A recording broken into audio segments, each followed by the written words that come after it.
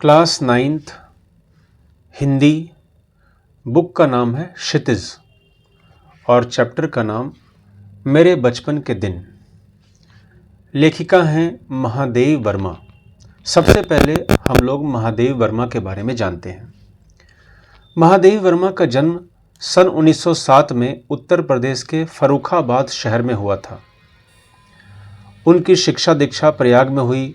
प्रयाग महिला विद्यापीठ में प्राचार्य पद पर लंबे समय तक कार्य करते हुए उन्होंने लड़कियों की शिक्षा के लिए काफ़ी प्रयत्न किए। सन 1987 में उनका देहांत हो गया। महादेवी जी छायावाद के प्रमुख कवियों में से एक थीं। निहार, रश्मि, नीरजा, यामा, दीपशिखा उनके प्रमुख काव्य संग्रह हैं। कविता के साथ साथ उन्होंने सशक्त गद्य रचनाएं भी लिखी हैं, जिनमें रेखा चित्र तथा संस्मरण प्रमुख हैं। अतीत के चलचित्र, स्मृति की रेखाएं, पथ के साथी, श्रृंखला की कड़ियाँ उनकी महत्वपूर्ण गद्य रचनाएं हैं। महादेवी वर्मा को साहित्य अकादमी एवं ज्ञानपीठ पुरस्कार से सम्मानित किया गया। भारत सरकार ने उन्हें पद्म भूषण से अलंकृत किया। महादेवी वर्मा की साहित्य साधना के पीछे एक ओर आज़ादी के आंदोलन की प्रेरणा है, तो दूसरी ओर भारतीय समाज में स्त्री जीवन की वास्तविक स्थिति का बोध भी है। हिंदी गद्य साहित्य में संस्मरण एवं रेखा चित्र को बुलंदियों तक पहुंचाने का श्रेय महादेवी जी को है। उनके संस्मरणों और रेखा चित्रों में शोषित पीड़ित लोगों के प्रति ही नहीं, बल्कि पशु पक्षियों के लिए भी आत्मीयता एवं अक्षय करुणा प्रकट हुई है। उनकी भाषा शैली सरल एवं स्पष्ट है तथा शब्द चयन प्रभावपूर्ण और चित्रात्मक। मेरे बचपन के दिन में महादेवी जी ने अपने बचपन के उन दिनों की स्मृति के सहारे लिखा है जब वे विद्यालय में पढ़ रही थीं। इस अंश में लड़कियों के प्रति सामाजिक रवैये, विद्यालय के सहपाठियों, छात्रावास के जीवन और स्वतंत्रता आंदोलन के प्रसंगों का बहुत ही सजीव वर्णन है। बचपन की स्मृतियों में एक विचित्र सा आकर्षण होता है। कभी कभी लगता है जैसे सपने में सब देखा होगा। परिस्थितियां बहुत बदल जाती है। अपने परिवार में मैं कई पीढ़ियों के बाद उत्पन्न हुई। मेरे परिवार में प्रायः 200 वर्षों तक कोई लड़की थी ही नहीं। सुना है उसके पहले लड़कियों को पैदा होते ही परम धाम भेज देते थे। फिर मेरे बाबा ने बहुत दुर्गा पूजा की। हमारी कुल देवी दुर्गा थी। मैं उत्पन्न हुई तो मेरी बड़ी खातिर हुई और मुझे वह सब नहीं सहना पड़ा जो अन्य लड़कियों को सहना पड़ता है। परिवार में बाबा फारसी और उर्दू जानते थे। पिता ने अंग्रेजी पढ़ी थी। हिंदी का कोई वातावरण नहीं था।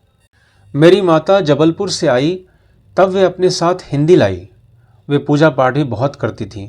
पहले पहल उन्होंने मुझको पंचतंत्र पढ़ना सिखाया। बाबा कहते थे इसको हम विदुषी बनाएंगे।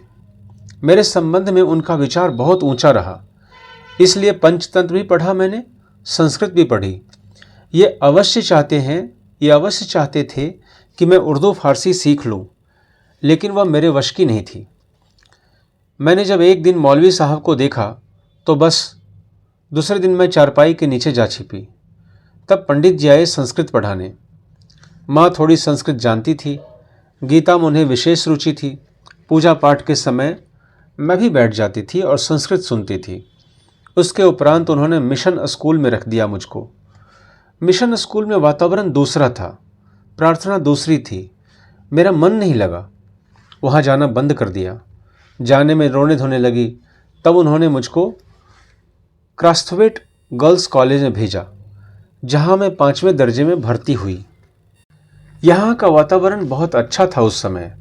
हिंदू लड़कियाँ भी थी, ईसाई लड़कियाँ भी थी। हम लोगों का एक ही मेस था। उस मेस में प्याज तक नहीं बनता था। वहाँ छात्रावास के हर एक कमरे में हम 4 छात्राएं रहती थीं। उनमें पहली ही साथिन सुभद्रा कुमारी मिली। 7वें दर्जे में वे मुझसे 2 साल सीनियर थीं। वे कविता लिखती थीं और मैं भी बचपन से तुक मिलाती आई थी। बचपन में माँ लिखती थी, पद भी गाती थी। मीरा के पद विशेष रूप से गाती थी। सवेरे जागिए कृपा निधान पंछी बन बोले, यही सुना जाता था। प्रभाती गाती थी, शाम को मीरा का कोई पद गाती थी। सुन सुन कर मैंने भी ब्रज भाषा में लिखना आरंभ किया। यहाँ आकर देखा कि सुभद्रा कुमारी जी खड़ी बोली में लिखती हैं। मैं भी वैसा ही लिखने लगी। लेकिन सुभद्रा जी बड़ी थीं, प्रतिष्ठित हो चुकी थीं। उनसे छिपा छिपा कर लिखती थी मैं। एक दिन उन्होंने कहा, महादेवी तुम कविता लिखती हो? तो मैंने डर के मारे कहा नहीं। अंत में उन्होंने मेरी डेस्क की किताबों की तलाशी ली और बहुत सा निकल पड़ा उसमें से। तब जैसे किसी अपराधी को पकड़ते हैं, ऐसे उन्होंने एक हाथ में कागज लिए और एक हाथ से मुझको पकड़ा और पूरे हॉस्टल में दिखाई कि ये कविता लिखती है। फिर हम दोनों की मित्रता हो गई। क्रास्थवेट में एक पेड़ की डाल नीची थी। उस डाल पर हम लोग बैठ जाते थे। जब और लड़कियां खेलती थीं, तब हम लोग तुक मिलाते थे।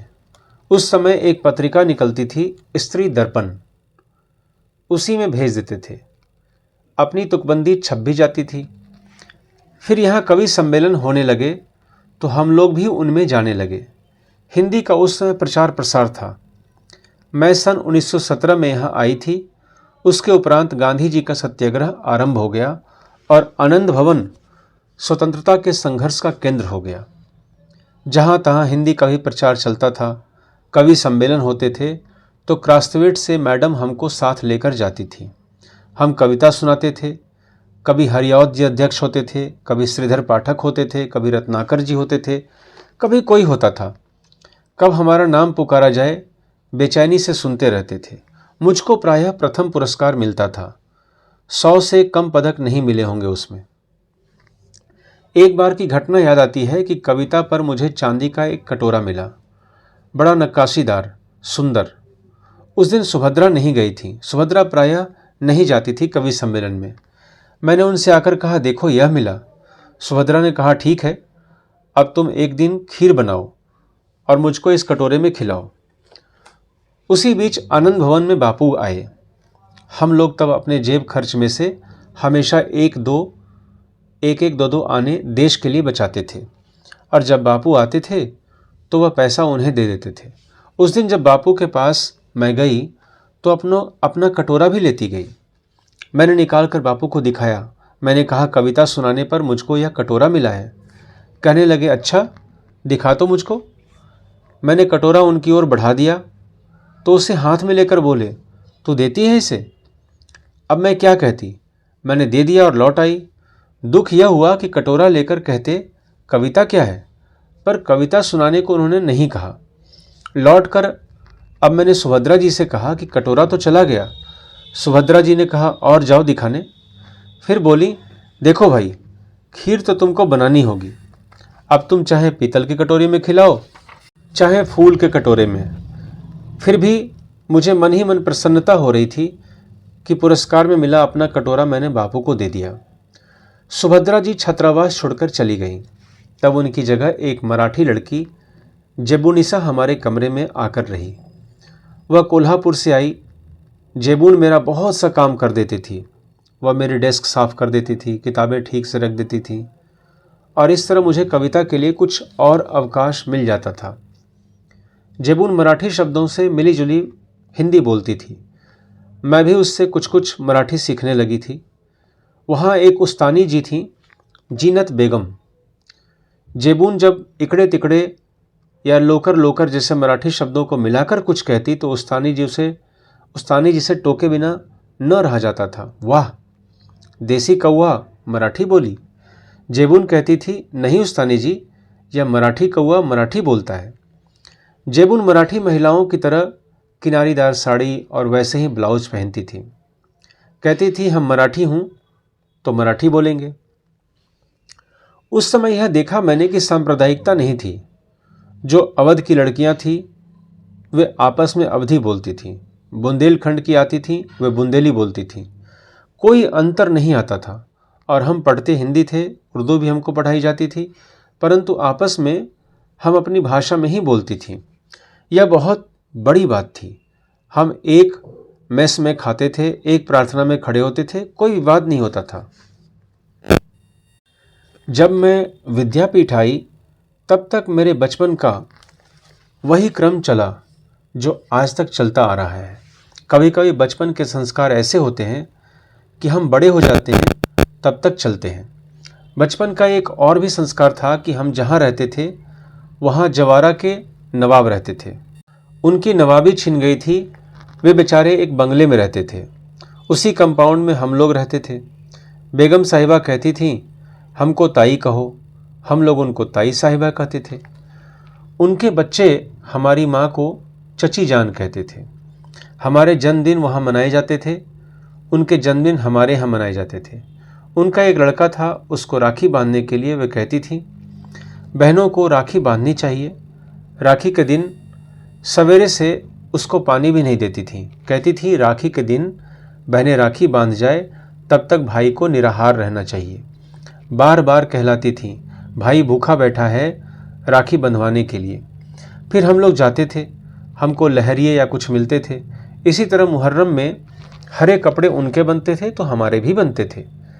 फिर एक हमारा छोटा भाई हुआ वहाँ, तो ताई साहिबा ने पिताजी से कहा, देवर साहब से कहो वो मेरा नेग ठीक करके रखें, मैं शाम को आऊँगी।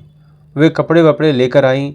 हमारी माँ को वे दुल्हन कहती थी। कहने लगी, दुल्हन जिनके ताई चाची नहीं होती हैं वे अपनी माँ के कपड़े पहनते हैं, नहीं तो 6 महीने तक चाची ताई पहनाती हैं। मैं इस बच्चे के लिए कपड़े लाई हूँ, यह बड़ा सुंदर है। मैं अपनी तरफ से इसका नाम मनमोहन रखती हूँ। वही प्रोफेसर मनमोहन वर्मा आगे चलकर जम्मू यूनिवर्सिटी के वाइस चांसलर रहे, गोरखपुर यूनिवर्सिटी के भी रहे। कहने का तात्पर्य यह है कि मेरे छोटे भाई का नाम वही चला जो ताई साहिबा ने दिया। उनके यहाँ भी हिंदी चलती थी, उर्दू भी चलती थी। यूँ अपने घर में वे अवधी बोलते थे। वातावरण ऐसा था उस समय कि हम लोग बहुत निकट थे। आज की स्थिति देखकर लगता है जैसे वह सपना ही था। आज वह सपना खो गया। शायद वह सपना सत्य हो जाता तो भारत की कथा कुछ और होती।